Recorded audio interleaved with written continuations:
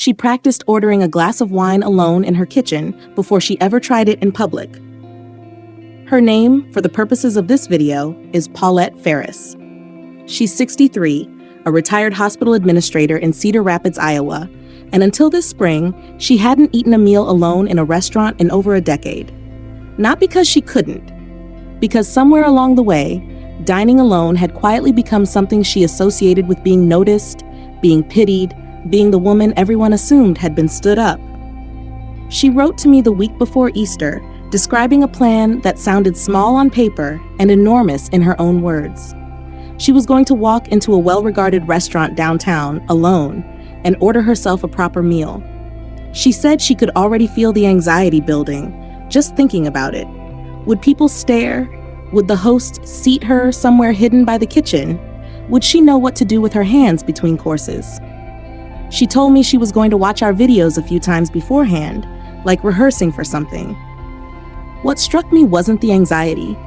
It was the sentence right after it, that she was telling herself, deliberately, that she was worth a good meal at a beautiful restaurant, worth getting dressed properly to go alone. That single reframe, she said, was the actual work.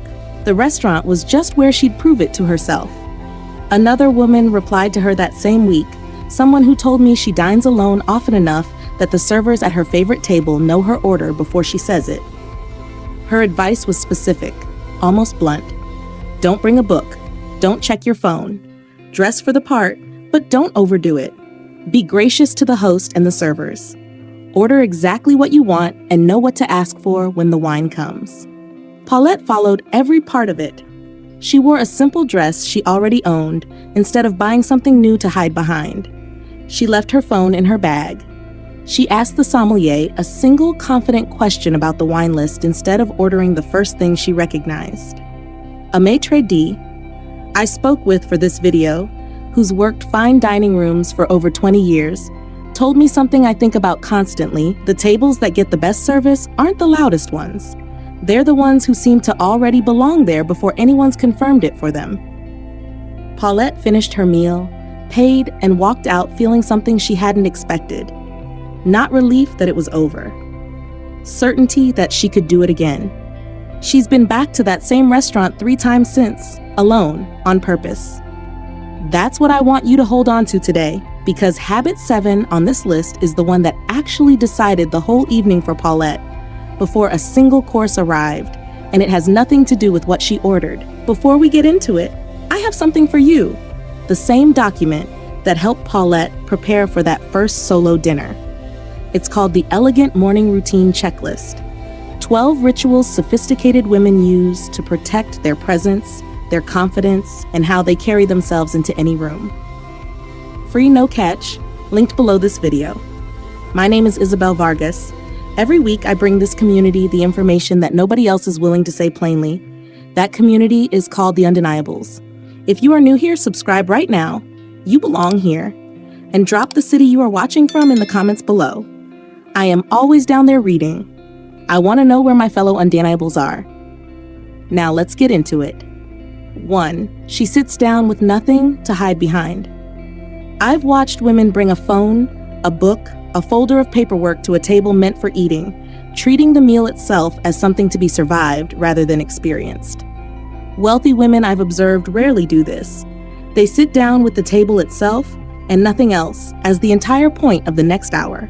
MIT researcher Sherry Turkle has spent years studying how the mere presence of a phone on a table changes the quality of attention a person brings to everything around them, even when the phone stays face down and untouched the entire meal. Its presence alone signals a readiness to leave the moment at any second. Paulette left her phone zipped inside her bag entirely, not just silenced on the table. She told me the first 10 minutes without it felt unbearable, and the next 50 felt like the first real meal she'd had in years. This is one of 4 parts inside the Undeniables complete system, the Habits, Presence, and Wellness Blueprint. Paulette went on to work through once the checklist proved there was real substance behind it. And if you're planning to stay through this video, subscribe now, because next week I'm covering the exact phrases that instantly signal confidence to a host or server the moment you walk through the door. 2. She dresses for the room, not for armor. I've watched women overdress dramatically for a solo dinner, treating the outfit as a shield against being underestimated, and underdress just as dramatically out of nerves, treating invisibility as safety. Wealthy women tend to do neither. They dress appropriately for the setting, deliberately, without using the outfit to hide. Princeton researchers Janine Willis and Alexander Todorov found that people form lasting judgments about competence and trustworthiness within a tenth of a second of seeing someone, based heavily on how put together and intentional their presentation appears, long before a word is exchanged. Paulette wore a simple navy dress she already owned instead of buying something new, specifically to hide behind for the evening. She said choosing something familiar rather than armor was what actually let her relax the moment she sat down. 3. She learns the names of the people serving her. I've watched women treat waitstaff as background to the evening rather than participants in it, ordering without a glance, addressing them only when something goes wrong. Wealthy women I've observed do the opposite consistently. They learn a first name early and use it, treating service as a relationship for the hour rather than a transaction. Researchers at Cornell's School of Hotel Administration have documented that guests who engage warmly and specifically with service staff consistently receive measurably better attention and recommendations throughout a meal, independent of how much they ultimately spend. Paulette asked her server's name within the first 2 minutes and used it twice more before the appetizer arrived. She said the tone of the entire table shifted almost immediately, in a way she hadn't expected from something so small. 4.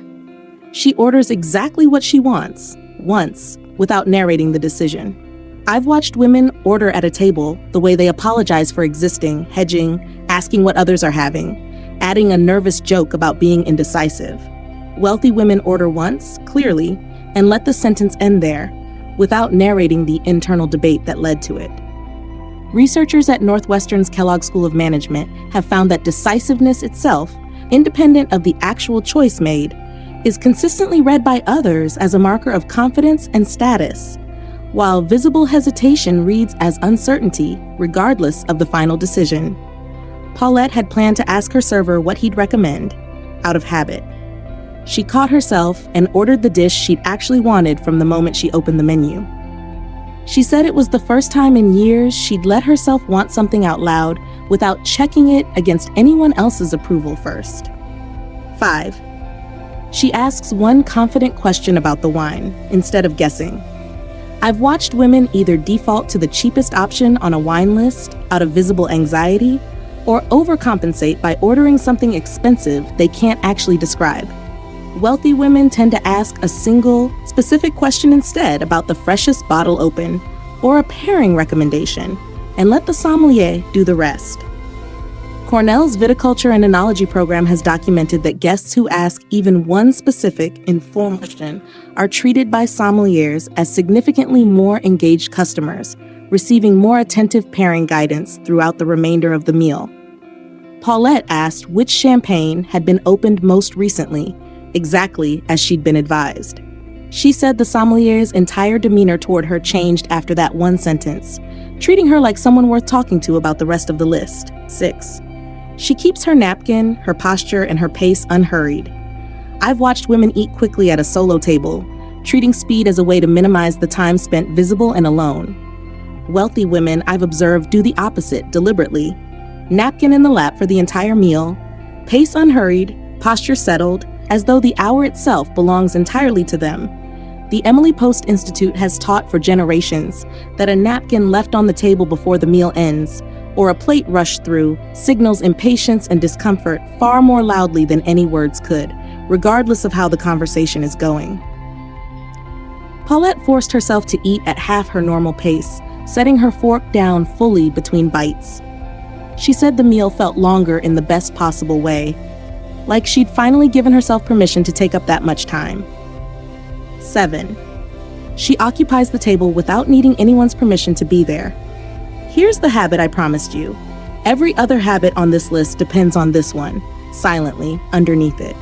Wealthy women don't ask, even internally, whether they're allowed to take up a table alone. They simply do it, And the room responds to that certainty before a single other signal is sent. Researcher Rebecca Ratner at the University of Maryland has studied the social discomfort many people feel around solo dining, specifically, finding that the anxiety rarely comes from actual judgment by strangers, but from an internalized belief that solo presence itself needs justifying. Paulette told me the shift happened somewhere between ordering and the first course arriving, a quiet decision that she didn't need to justify the table to anyone, including herself. Once she completed the complete system's presence work in the weeks after, she said that same certainty started showing up in rooms that had nothing to do with restaurants at all. Paulette still goes back to that same restaurant alone, whenever she wants to. She went on to complete the Undeniable's complete system, not because one dinner changed everything, but because that dinner proved something she'd stopped believing was true, that a table for one was never a smaller table. It was simply a table she hadn't claimed yet. Here is what every one of these habits has in common, Paulette. None of them require another person at the table to work. They were never about the company. They were about a woman deciding in advance that her own presence was reason enough to be seated, served, and taken seriously. The most expensive thing at that table was never on the menu. Pick 3 habits from this list to practice at your next meal out, alone or otherwise. Not 7-3. Then come back and comment, I practiced this, this, and this. Tell me what shifted, or send me an email. I read every one. If this video gave you something worth having, subscribing costs you nothing and means everything to this community. Until next time, to every woman watching, you are not here by accident. You are an undeniable. Act like it. Isabel.